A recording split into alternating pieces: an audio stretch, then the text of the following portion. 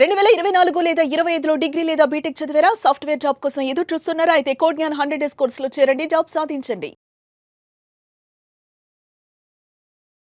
Sample work preparation చాలా major role play చేస్తుందండి. ఇది మాత్రం రెజ్యూమ్లో కంప్యూటర్ వాడటం వెళ్ళిపోవడం కాదు, దాన్ని ఎట్లా క్రియేట్ చేసాం ఆ శాంపిల్స్ అన్ని చూపించాలి అక్కడ. మనం ప్రాజెక్ట్ ఏదైతే ఎస్ ఒకటి చేసాం అంటే సరిపోదు.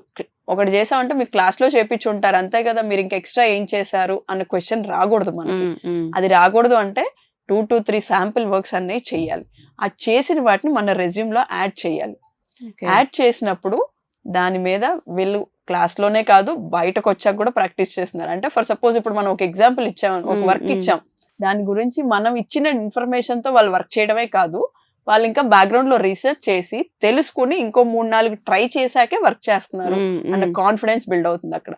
ఏ వర్క్ అయినా ఎవరైనా ఇచ్చినప్పుడు మనం ఇచ్చిన దాన్ని బ్లైండ్ గా చేసేస్తే మనం చదివింది సింపుల్ గా బట్టి కొట్టి ఎగ్జామ్ రాశారు.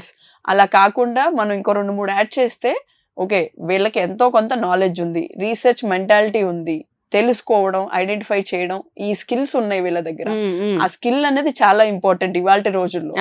ఎంత రీసెర్చ్ చేస్తే దాని గురించి అంత నాలెడ్జ్ పెరుగుతుందండి.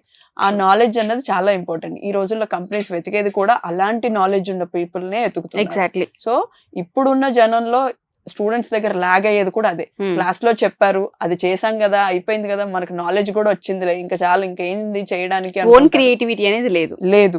చెప్పిన దాన్ని బట్టి కొట్టి చేసామా, అక్కడ పెట్టామా, అయిపోయింది, డన్, వీఆర్ డన్, దీంట్లో మేము తోపు అనుకుంటూ ఉంటారు. అది కాదు, అది ఉండాలి.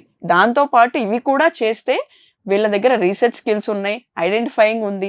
ఈ రీసెర్చ్ లో వీళ్ళు ఇంకా కొత్తవి చాలా తెలుసుకున్నారు, వాటిని ఈ రకంగా ఇంప్లిమెంట్ చేశారు అన్నది ఆ 2 to 3 ఎగ్జాంపుల్స్ చేసిన దాంట్లోనే వాళ్ళకి తెలుస్తుంది. ఆ ఎగ్జాంపుల్స్ కూడా అంత క్లియర్ గా మెన్షన్ చేయాలి రెజ్యూమ్ లో మెన్షన్ చేస్తే ఆ రెజ్యూమ్ కి వెయిటేజ్ పెరుగుతుంది.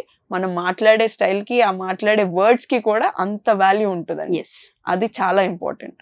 సో ఇప్పుడు మేము ఆల్రెడీ మ్యారేజెస్ అయిపోయి పిల్లలు పుట్టి కొంత బ్రేక్ వచ్చి ఇప్పుడు 30+ లో ఉన్నాము, బట్ మేము జాబ్ చేయాలనుకుంటున్నాం అనుకునే వాళ్ళకి ఏ విధంగా సపోర్ట్ ఉంటుంది ఇక్కడ మనం కెరియర్ గ్యాప్ అన్నది ఒక కోర్స్ స్టార్ట్ చేసామండి.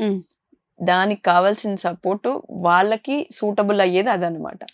దానికి కావాల్సిన ఇన్ఫర్మేషన్ కావాలి అంటే స్క్రీన్ మీద కనిపిస్తున్న నెంబర్స్ కి కాంటాక్ట్ చేస్తే మా కౌన్సిలర్స్ ఉంటారు. ఎవ్రీ డే వాళ్ళకి మార్నింగ్ నుంచి ఈవినింగ్ వరకు అవైలబుల్ ఉంటారు. మీరు ఏ టైంలో కాల్ చేసినా రెస్పాండ్ అవుతారు. ఇన్ కేస్ మిస్ అయిన కాల్ వాళ్ళు తిరిగి కాల్ చేస్తారు. కాల్ చేసినప్పుడు మీరు కావాల్సిన డీటెయిల్స్ అడగండి, ఖచ్చితంగా ప్రొవైడ్ చేస్తారు. ఇన్ కేస్ మీకు టైం దొరికితే, ఛాన్స్ ఉన్నప్పుడు కుదుర్చుకుని క్యాంపస్ విజిట్ చేయండి. వై బికాస్ మనం ఫోన్ లో మాట్లాడింది డైరెక్ట్ గా క్యాంపస్ కి వచ్చి ఎదురుగా కూర్చుని మాట్లాడింది చాలా డిఫరెన్స్ ఉంటుందండి. మనం ఎదురుగా కూర్చున్నప్పుడు వాళ్ళు అడిగే క్వశ్చన్స్ కి వీళ్ళు ఇచ్చే ఆన్సర్స్ కి చాలా క్లారిటీ వస్తుంది. And at the same time మా క్యాంపస్ లో ఉన్న స్టూడెంట్స్ తో మాట్లాడి అసలు ఎలా ఉంది కెరియర్ గ్యాప్ అన్నది, ఎలా ముందుకు వెళ్ళొచ్చు అన్నది వాళ్ళతో మాట్లాడితే వాళ్ళ ఎక్స్పీరియన్స్ తెలుసుకుంటే వీళ్ళకి ఒక కాన్ఫిడెన్స్ బిల్డ్ అవుతుంది. ఓకే ఈ గ్యాప్ ని మనం ఇలా ఫిల్ చేసుకోవచ్చు, వీళ్ళ దగ్గర ఇంత పొటెన్షియల్ ఉంది, వీళ్ళు ఈ రకంగా సపోర్ట్ ఇస్తున్నారు మనకి అన్న కాన్ఫిడెన్స్ వాళ్ళకి బిల్డ్ అవుతుంది. అప్పుడు ఆ కాన్ఫిడెన్స్ వచ్చినప్పుడు వాళ్ళు ఖచ్చితంగా ముందుకు వస్తారు, వాళ్ళ స్కిల్ ని వాళ్ళు బయటకు తీసుకురావడానికి ట్రై చేస్తారు. డెఫినెట్ గా మ్యామ్. సో అప్రోచ్ అవ్వాలంటే ఎలా అప్రోచ్ అవ్వాలి? స్క్రీన్ మీద కనిపిస్తున్న నెంబర్ కి కాల్ చేయొచ్చు. మేము వచ్చి విజయవాడ, హైదరాబాద్, బెంగళూరులో ఉన్నాం. మెయిన్ సిటీస్ లో, మెయిన్ సెంటర్స్ లో ఉన్నాము. తప్పకుండా కాంటాక్ట్ చేయండి, విజిట్ చేయండి, చూసి డౌట్స్ క్లారిఫై చేసుకుని జాయిన్ అవ్వండి. Sure ma'am.